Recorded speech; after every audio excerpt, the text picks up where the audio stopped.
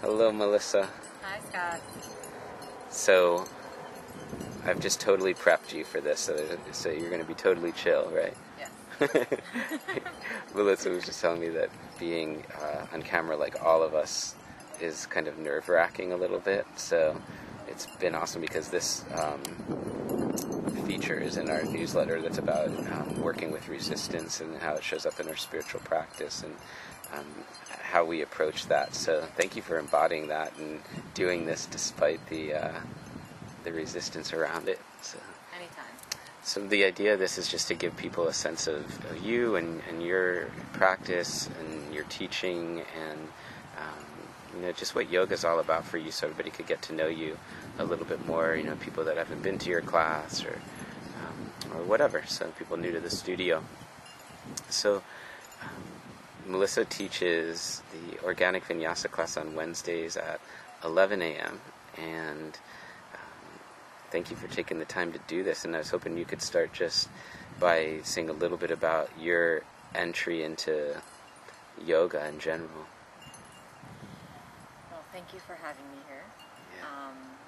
And it's really been an honor being at the studio. It's a great space. The people are amazing, and I do notice my resistance even coming into the studio week after week, because I think that my level of teaching has to deepen every time that I enter the studio. That's cool. What was the question?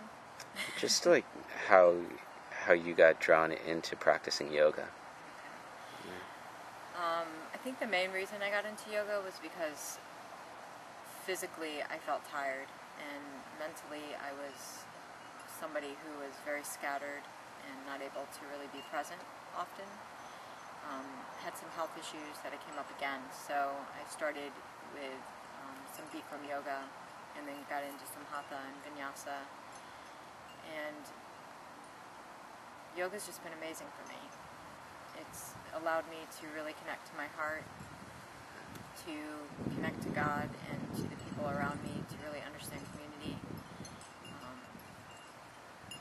The more that I teach and the more that I practice, just the better I feel, the lighter I am.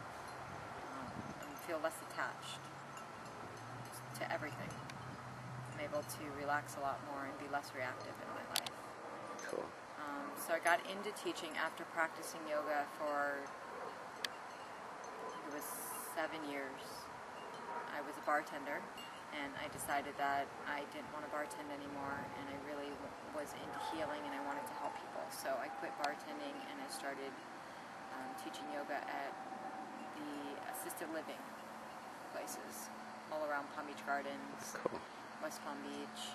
Worked with a lot of older people. I had a lot of health issues at that time, so I was able to see the reflection in myself with them.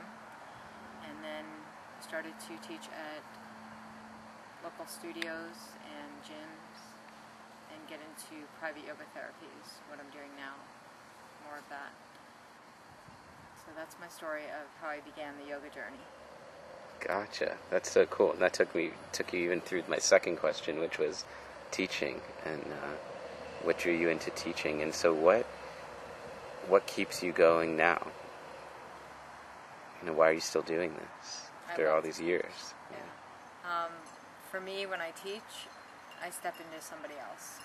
So my experience is I can walk into a class and feel like the old self, where I'm scattered, neurotic, and overwhelmed with my life, which is an old pattern of mine, and be able to sit down on the mat and become a teacher for others and a student as well. I learned so much. I'm just able to become that. It's almost like a character, but it's not, because it's very natural for me, and it's the state that I choose to be in. So I'm drawn to it. I crave it. I love it. I love the people.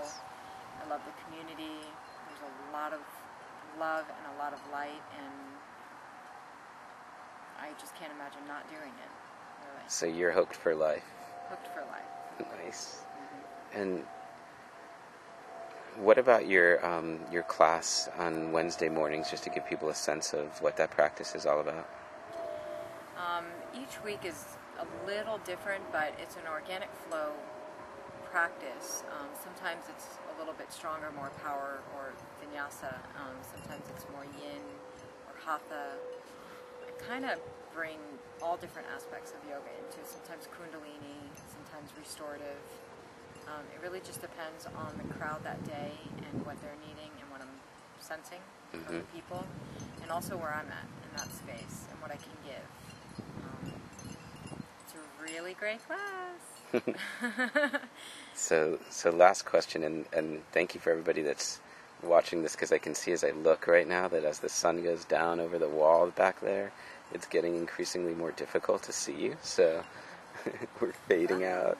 But I guess last thing is just anything, based on your experiences of practicing in a committed way over a sustained period of time, anything that you'd like to offer people as they are maybe in those earlier phases of their practice, or, like I said, the newsletter this month is about, those bumps along the way and what to glean from those moments and those kind of general phases of our lives. And is there anything you'd like to offer back to people as inspiration? Just from my own experience is, if possible, when you're going through those bumps and you have those obstacles or those blocks and you have that resistance that day or that moment, is to be able to move through it anyways, and to know that it's in that breakdown or that feeling of darkness or whatever that is for you, that the light is there. It's just a matter of going through it and letting it come up, be released. As far as the practice goes, I would say, even if you get a little bit of a low back discomfort during one class, you don't like the teacher, whatever it is for you, to continue and to try out different teachers. So many different personalities, so much love that each one is giving, and if you just continue to practice, you're going to let go, not only physically but mentally, emotionally, spiritually. You're going to be much fuller in your life and have a prosperous and abundant journey. Peace. That is awesome. Thank you so much. You're welcome. I froze.